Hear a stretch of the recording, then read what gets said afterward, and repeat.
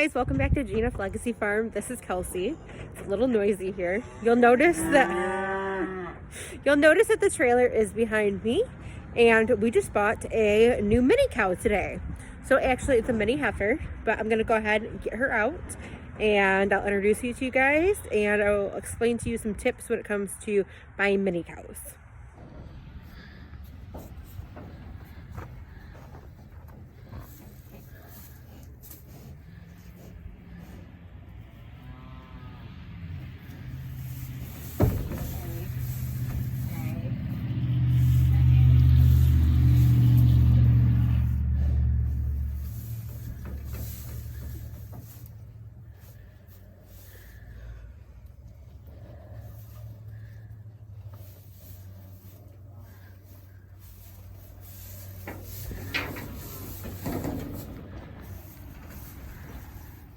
Okay guys, this is Miss Iris. She is a registered mini Hereford that we just bought today.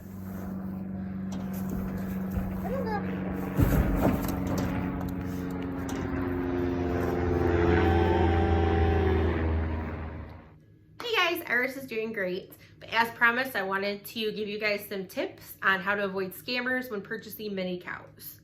So, mini cows, specifically calves, are really big target for scammers right now, unfortunately. So in order to keep everyone safe, I kind of want to give you guys some red flags. Now these are specific to Facebook, which is a wonderful place to find calves, but it's also a super easy place to get scammed. And I see it all the time in the groups. I'll see scammers, and I'll also see people complain that they've been scammed, unfortunately. So to help you out, I've got some red flags for you to avoid. So when you see a post that someone has a mini calf, one of the first things I always do is click on that person and you'll be able to see how long they've been in that specific group. So if they just joined that group within the last day or so, that is a major red flag. Again, that's not always the case, but 9 times out of 10, that's definitely something to worry about. So you go on their page, you see, they just joined today, and then you also go ahead and click on their personal page. And you'll notice that they have no other pictures of cattle. Or any pictures that they do have of cattle are going to be very staged. They're going to be like stock images they found off the internet, or unfortunately even stolen pictures from other farmers and breeders. I've seen people complain about that too, unfortunately. So you'll see that, and I always look to see, do they have any Facebook friends, and I understand that some people have, they have a lot of privacy settings on their pages, so you can't see all of that. And that's one thing, but when you can actually see that and you see that they have no Facebook friends, or maybe they have 5, that's a red flag for me, for sure. Another thing is they won't have any pictures of the cattle with people in it, or if they do, again, it's another one that is like, you can tell it is a stolen image.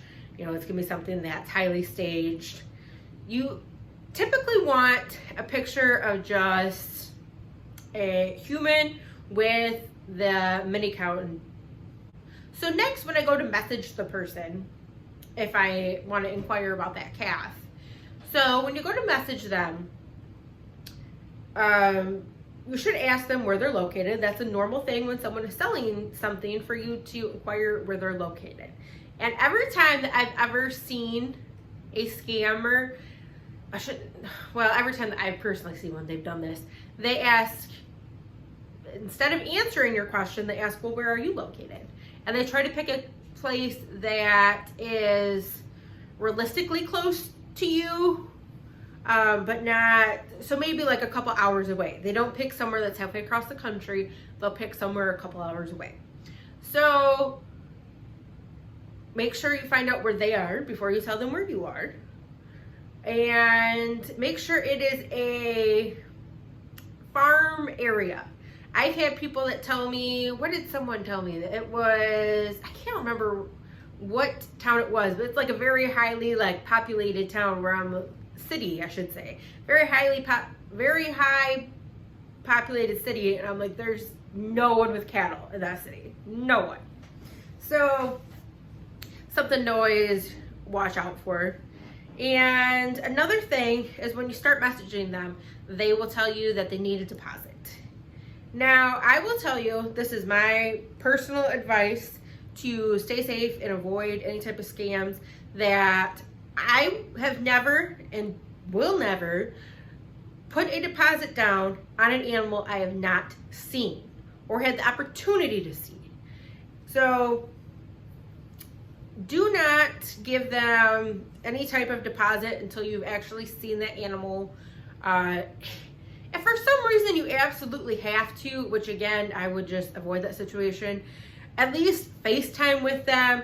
You need to make sure that you're seeing that animal. You need to make sure that those people actually own that animal and it's not just pictures they stole off the internet.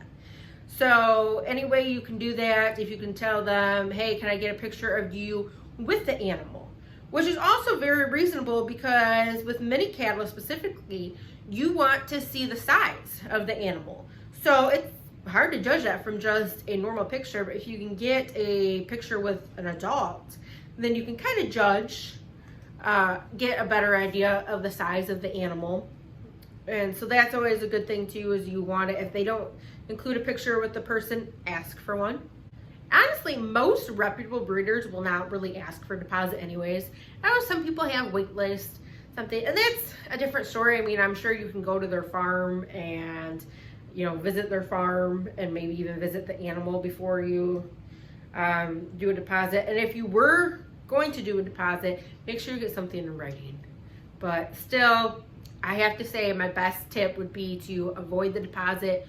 I'll just avoid the deposit altogether and stay clear of that. I've never had to put a deposit down on a calf.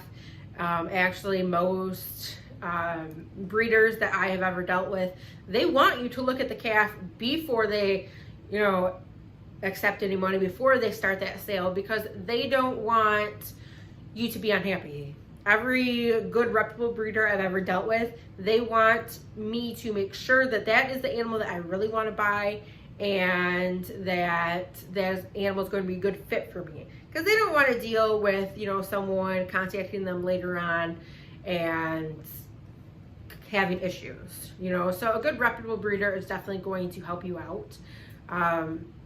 That's another thing, is a scammer might be pushier. You know, they might tell you, I have X amount of people waiting on this calf, so that's why, you know, you need to put a deposit down. If that's the case, buy, move on. And another thing is, they will tell you that they will deliver the animal. They never actually give you a farm address. They will tell you that they will deliver your calf for you, and then they get the deposit, and then you don't get the calf.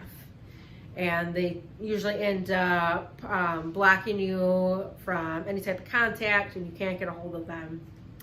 And then you have to go through quite a bit of a process to actually get your money back, if you can at all. Another thing, and that kind of falls on what I've been saying, is do your homework. So I'll admit, I can be a little bit of a stalker. So I don't think that's the word I should use for that, but I definitely do my homework. I definitely do my research.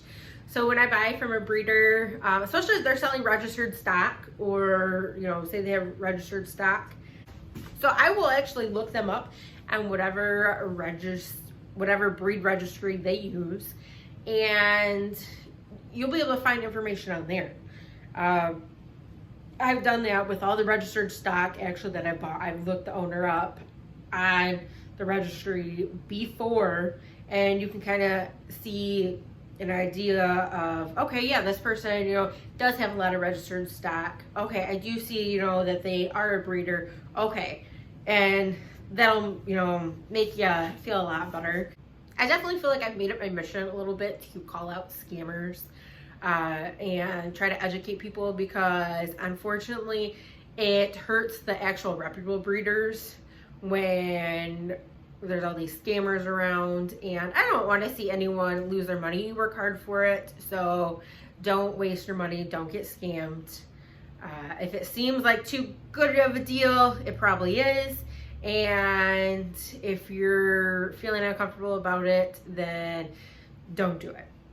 So I hope you guys stay safe, and thank you. If you have any other questions, feel free as always to message me, leave comments. I will definitely help you out if I can. And thank you for watching. You guys have a great night and a wonderful week.